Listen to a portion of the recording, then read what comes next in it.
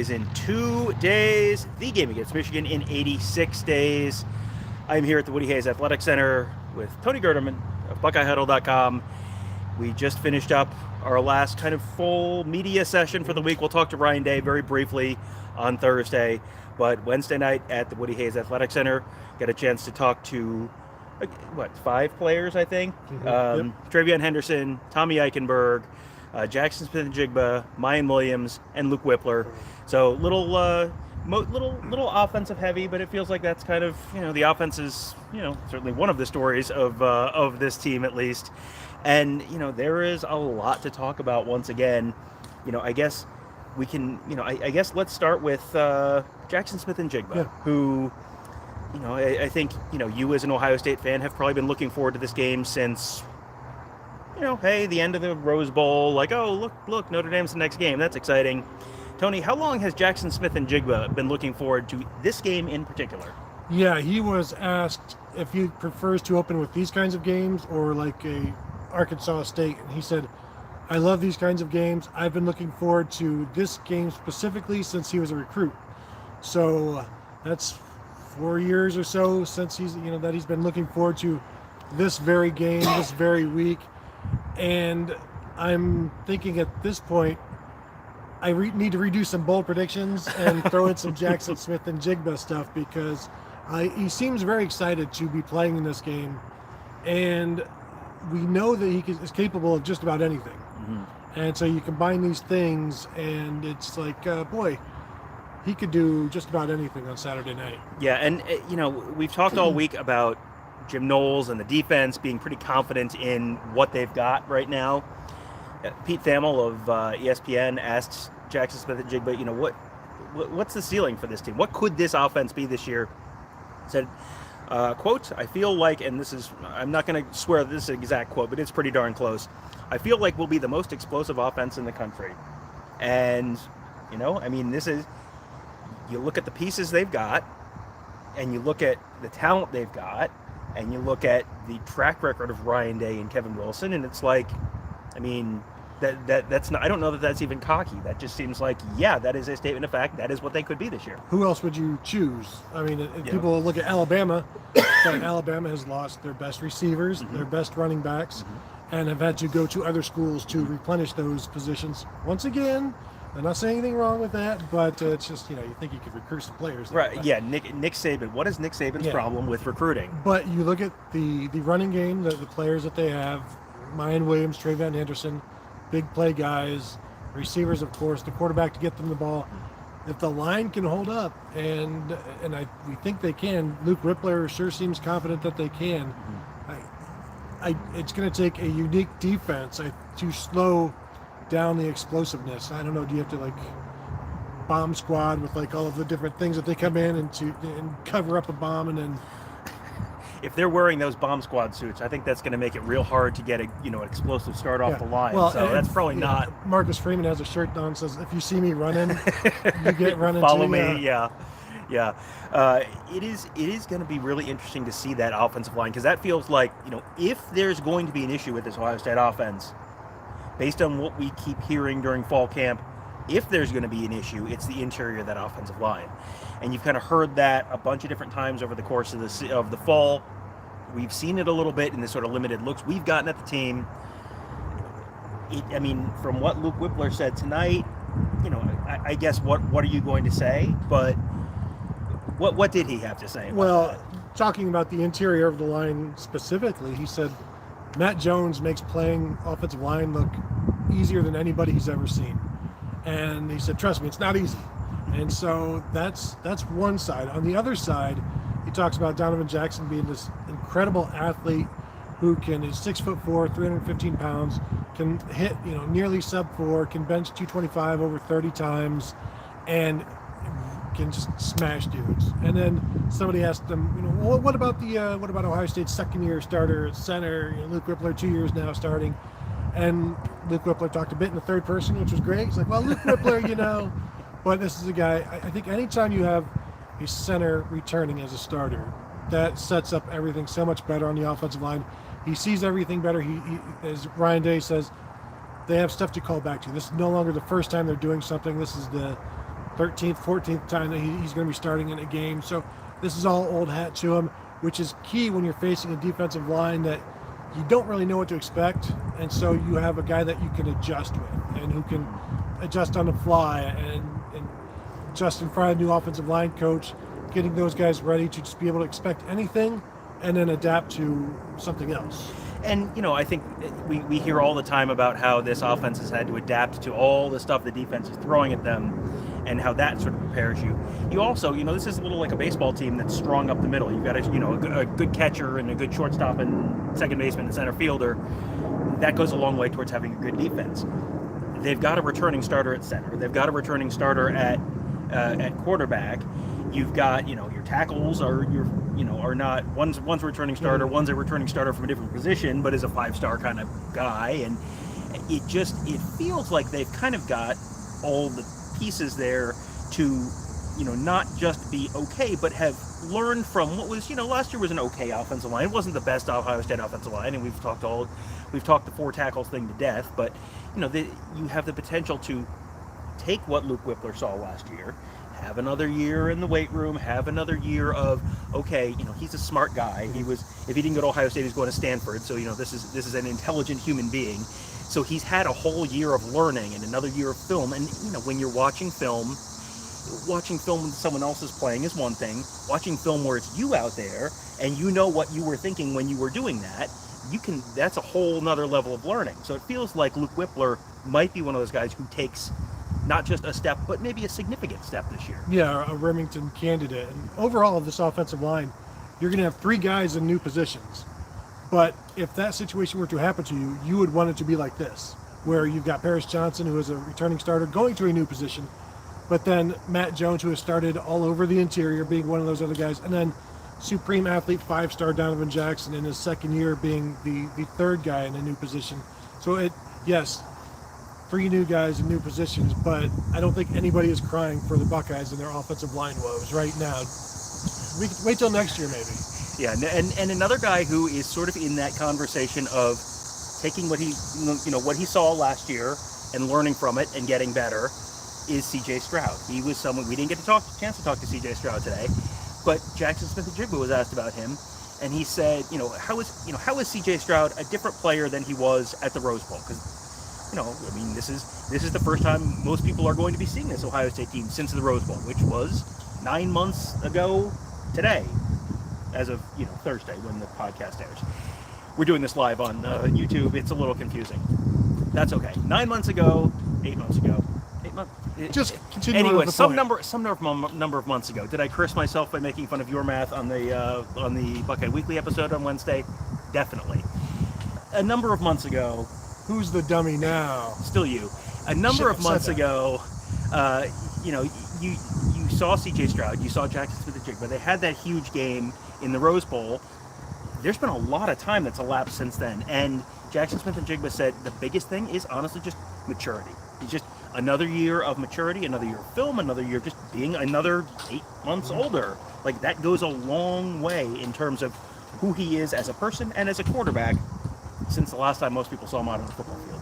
Yeah, it's not osmosis, but it's just biology. Basically, you mature as you get older, and when you're just ensconced in all of this and you love it, you can't help but get better, get more mature when it's just football, and you like the intricacies of it. You like talking it. You like getting in there with Ryan Day and talking like a graduate level stuff, and then Ryan Day has to bring it all back to be like, we don't need to get too crazy.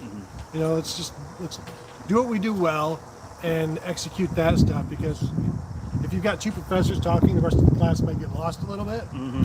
Yeah, and Ryan Day has spent time with the starting quarterback and just the starting quarterback before 2020 season. As I think partly a COVID thing, they just kept Justin Fields essentially in his own little bubble with Ryan Day, and Corey Dennis had C.J. Stroud and Jack Miller and everyone else that year, and it was just Ryan Day and Justin Fields. So they have that like one-on-one relationship and have have done that before. So yeah, you will probably see a little bit of that again now.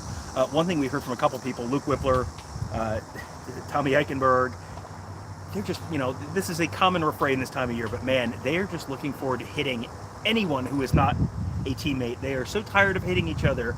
They are so excited to go out and have someone wearing a different color jersey out on the field. Well, and this is what concerns me. They talk about brotherhood. Brothers do not get tired of hitting each other. I don't know. This is concerning. So just keep an eye on that. If at some point, but in all seriousness, and I wasn't totally joking about that as a younger brother, but the idea that you finally get to just go and show it, and it's the excitement, the relief of being done with this here at the WAC. The next time you're out there on the field at Ohio Stadium, they've had a number of practices out at Ohio Stadium. The next time out there, there are going to be people around, and then the stands get full, and you don't have to worry about anybody else. You just worry about you, your assignment, and the guy across from you, and it's no longer somebody in a white jersey, and that has to, or a red jersey for the defense. I think that's, you go through all of this for like this night on Saturday. Well, and you go through all of this, and when we say you go through all of this, it's like we said, you personally have not watched these guys play football probably in any meaningful capacity since maybe you saw the spring game, but since the Rose Bowl, they've been working every day. I mean, we've talked in the past about Luke Wypler, and the day after the national championship game in 2020, he's sending Greg Stidwara workout videos. Like, these guys are, however much you think about Ohio State football, these guys think about Ohio State football so much more than that. And it all goes into the 12 regular season games, and then if you earn it, a spot in the Big Ten championship game, and if you earn it, a spot in the playoff or bowl game or whatever it is, and that's it. And and part of those games are the Arkansas State games and the Toledo games, and it's like, yes, those are games, and we'll have lots of questions next week about, so how do you get yourself motivated to yada yada yada. This week, I didn't hear any questions about motivation. TreVeyon Henderson said, this is we know how we have a big opponent. We've been working for them all year, so I think that's probably true. I think that's probably, there's been some Notre Dame talk in here. There's probably been a little Michigan talk in this building, going back to January. One of the things that TreVeyon Henderson said, he was asked, how stressful is it to go against this Ohio State defense this year? And he said, very. So the reporter says, oh well, okay, like how? And he just smiled and he goes, you'll see. It's like, oh man, that is every Ohio State fan who's watching that right now is going, I like the sound of that. When the offensive guys are as excited about seeing the defense as the defensive guys are about being out there, I think that says a lot. Real quick about TreVeyon Henderson, I asked Luke Wypler, have you seen him as the game slowed down for him in your eyes? And he said, yeah, completely. He reads his blocks, he follows everything, he sets up things better. And I'm like, do you see that in film? He's like, no, I see it live. Like, I could see it happening in front of me, where he's patient and setting things up, and you could see like 2 or 3 steps ahead almost of what he's going to do. So a more patient guy is going to, and really I think the competition with Miyan Williams there, don't sell that short, because those two guys have been really building each other. Because carries aren't going to be easy. It's not just going to be, well, I'm the starter. They're going to be split up in some form or fashion. And I was going through the media notes for this game, and the most carries any Ohio State back got in any game last year was 28. There is, the old 25 to 30 carry a game every week kind of bell cow. That's not what they do. And when you've only got TreVeyon Henderson and Miyan Williams and then Dallin Hayden, you're going to be relying on all three of those guys. TreVeyon Henderson asked a little bit about Dallin Hayden, and how a year ago TreVeyon Henderson was Dallin Hayden. He was the true freshman who Dallin Hayden wasn't even in for the spring, but he was the true freshman, and he had to come in, and he didn't start week 1, but he made an impact week 1. That's that can be an overwhelming thing. He talked about that just sort of being, there's just a lot that comes with being a freshman who's sort of thrown into that situation and trying to get the job done. But it sounds like Dallin Hayden, he's lost his black stripe.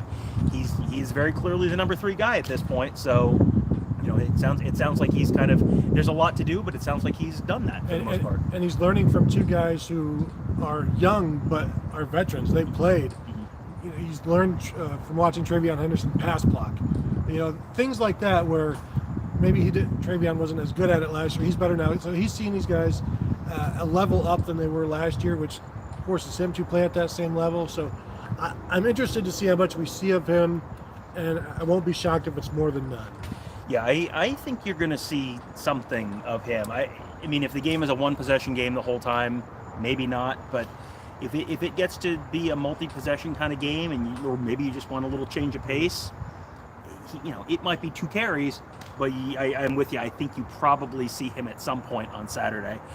Tommy Eichenberg has a little bit of a unique perspective on this game because he is a Cleveland St. Ignatius guy, and if you were a Catholic school guy in Ohio, you undoubtedly have, at a major football program, someone who went to Notre Dame, and Tommy Eichenberg does. It is his older brother, Liam Eichenberg, who was an offensive tackle for Notre Dame for several years. I asked Tommy, so if you, are you in, is Liam like giving you grief this week? Is he talking trash? And he said, there were some earlier this year, but he's really kind of left him alone at this point. Tommy Eichenberg said he essentially doesn't talk football with his family or with anyone outside of the building during the season. Like, he'll talk it a little bit, and he has an older brother who's playing at a very high level, so this is not like talking football with the random person you're sitting next to at the Union or whatever, eating lunch. But he just said it's just shutting out the noise was kind of a big topic of conversation. That's one of the ways Tommy Eichenberg does it. He just doesn't talk football with people outside of the building. Another thing he said was just how is your experience playing next to Teal's Chambers last year? Okay, now this is your second year being a significant player on this team and starting some games and playing next to Teal. He said it just shows up, that experience together shows up, and they just know what each other's doing, and that means you don't have to think. We've heard all about how quickly they've been playing and the defense playing fast and not having to stop and think and just being able to just go, knowing what everyone else is going to do and not having to go, hey, what's that guy doing? That feels like that's going to be a big piece of that. They have confidence now from playing. They have confidence in seeing what this defense is capable of. They're no longer questioning their teammates about, are they going to be in the right spot? So am I going to have to do more than my own job? They're all comfortable doing their own jobs and comfortable that their teammates will do their own jobs as well. And they like this defense. You can tell they really, really like this defense. And the thing that Jim Knowles has talked about since he's arrived is these guys wanted to be better, want to be great, want to learn, and they soaked all of this in because last year clearly had an effect on them, and it continues to push them to want this defense to be not top 10, not top 5, but the best defense in the country. And the defense is not the only thing that's really had a complete overhaul this offseason. They also overhauled the turf at the stadium, the turf indoors on the indoor field here. Jaxon Smith-Njigba has obviously gotten to play on that turf a couple times during the course of the fall as they've started done scrimmages. Said, looks good, feels good. That turf last year was very sun faded, which is what fans saw. It was also kind of slick and a little matted down. This is brand new. The expected life on those is like 7 years, something like that, and that was at the end of that expected life. Now you got brand new, fresh turf. Look good, feel good, play good. It sounds like he's ready to do that. Before I let you go, I did have one more thing. Former University of Florida quarterback Malik Zaire had a tweet on Wednesday. See what I did? Here's a direct quote. All the blah blah is nice, but if CJ Stroud doesn't play perfect, which I think he's a top draft pick for show, what chance does Ohio State really have? We don't need to play perfect to win because we have a better front seven and offensive line. Facts. That's interesting. Does Notre Dame have a better front seven and offensive line than Ohio State? I don't think, even if they do, I don't think it's so much better that they don't have to play better than Ohio State. Like, I would say they need to play more perfect than Ohio State does because Ohio State has more overall talent. See how this goes. See if Notre Dame doesn't play perfect, and let's compare that to Ohio State's non-perfection. That one's a little off to me. I think maybe he may have transposed some teams in there. Yeah, that was interesting to me because when you look at Notre Dame's struggles against top 5 type teams recently, and by recently I mean like the last 30 years, when they get to the Fiesta Bowl, when they get to the somewhere else in the New Year's Six, when they get to the college football playoff, it's not usually they're getting their butts whooped in the trenches. it's the outside. It's the and I don't know if you have submitted your staff pick for the game already. Okay, so good. You will not steal off of me. I will tell Mark, don't let Tony change his answer. But I mean, my vision of how this game probably goes starts with what has Notre Dame struggled to match up with over the last 30 years. It's the skill talent. They don't have the skill talent. They don't have the speed outside. They don't have the ability to match up with fast wide receivers. They don't have the cornerbacks the cornerbacks to match up with that. They don't have the wide receivers on offense. They've got, I mean, no disrespect to Lorenzo Styles, he's a very solid wide receiver, but he's not, they don't have 5 of those guys. They've got, 1, maybe 2 of those guys, and they're, in the neighborhood of Ohio State wide receivers, but they're not clearly better. They don't have a Jaxon Smith-Njigba. They don't think they have a Marvin Harrison. Do they have an Emeka Egbuka? I don't know. Do they have a former number 1 overall receiver in a class like Emeka Egbuka? Probably not. I mean, no. By that metric, no. So, yeah, it feels like if you want to frame it around solely the offensive line and the front 7, which is a very valid way to frame a football game, and we talk about games in that context a lot, I don't see the gap between the front 7 of Ohio State and the front 7 of Notre Dame, or the offensive line of Notre Dame and the offensive line of Ohio State, being so significant that that's going to be the deciding factor. It seems like, those are close, and if you want to give an advantage to Notre Dame on one or the other, okay, that's fine. I'm not going to fight you on that. But then when you look at some of the other spots in the field, I mean, I don't think C.J. Stroud has to play perfectly to play better than Tyler Buckner on Saturday. I don't think, Ohio State's wide receivers have to play perfectly to have a chance to keep up with Notre Dame's wide receivers. I'm thinking through it now, like, even if Notre Dame comes after and harasses C.J. Stroud like Michigan did last year and sack him all of those times, is the Notre Dame offense going to be as good as the Michigan offense against a better Ohio State defense? So that tells me, like, you can terrorize C.J. Stroud and he can still throw for 380 yards on you with like 2 or 3 touchdowns. And can you match that? Like, even if your defense is stellar, can your offense still get the necessary 31, 38 points to win? I mean, that's a lot of pressure to put on an offense where you can only punt like 3 times, 4 times max. Yeah, I mean, how many times does Ohio State punt on Saturday? I mean, we have seen games where, Drew Chrisman talks about what a terrible game it was when they go to Nebraska and win 9,000-7, and it's because the punter didn't get the punt. I would assume you're going to see Jesse Mirko at some point. But how many times are they ending drives without points on Saturday? 3, 4? I mean, maybe. So yeah, it feels to me like that might not be the way I would specifically break that down. I did mention earlier our Buckeye Weekly Bold Prediction Show that released on Wednesday. Always an audience favorite for some absolutely unknowable reason. But that is great sell job. Thank you. Honesty in all things. Yeah. That is what we believe here, so that is a tradition during game weeks. Our bold prediction show. You can listen to that, find out how badly I'm going to beat Tony this week, but also more so than that, you can be a part of the show this year with our Buckeye Weekly bold prediction shows. Members at BuckeyeHuddle.com. We have a thread on the board. You can put your own bold predictions in there. Tony and I will go through, pick out what we feel are the best and boldest.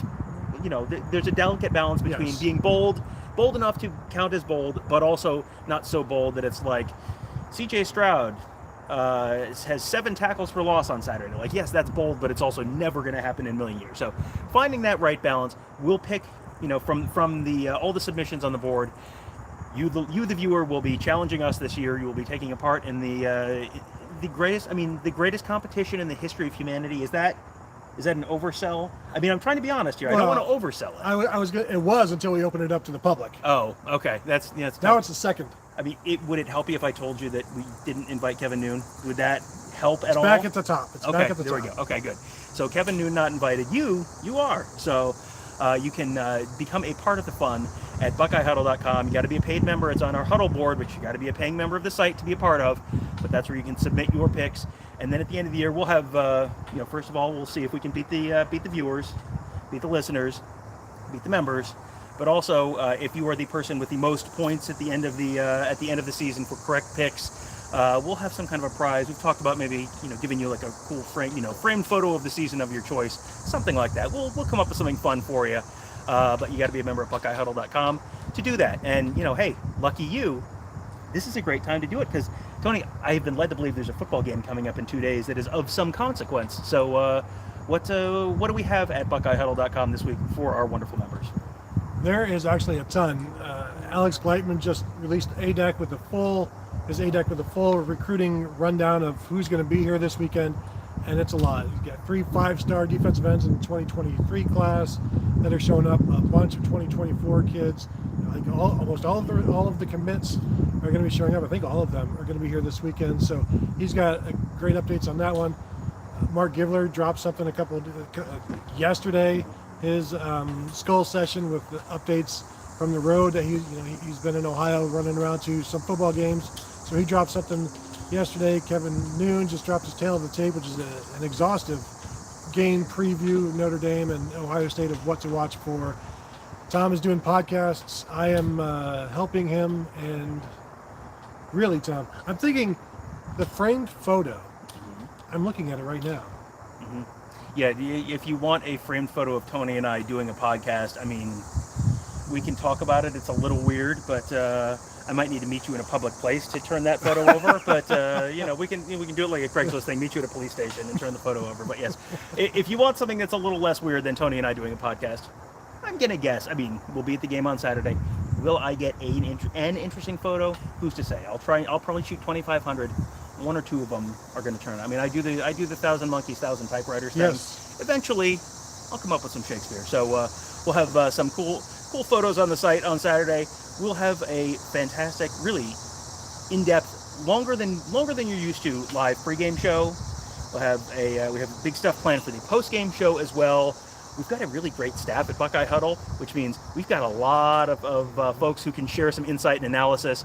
Tony, Kevin, and I all covering the team. Mark and Alex talking recruiting, talking this year's team as well.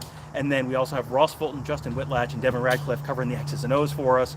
So there's gonna be a lot of schematic talk on those shows as well. So we kind of got the whole enchilada. So if you enjoy enchiladas or football or both, BuckeyeHuddle.com. Sign up to become a member today. Fantastic community, fantastic team. And, now you've procrastinated long enough that now your first month includes the Ohio State game, the Arkansas State, and the Toledo, and I think probably Wisconsin. Yeah, so congratulations. Your procrastination has paid off again. So sign up today at BuckeyeHuddle.com, because if you miss the Notre Dame game, you're going to feel like a real dope. So don't do that. That'll do it for today. Thank you guys all for joining us. Have a great day. We'll talk to you tomorrow.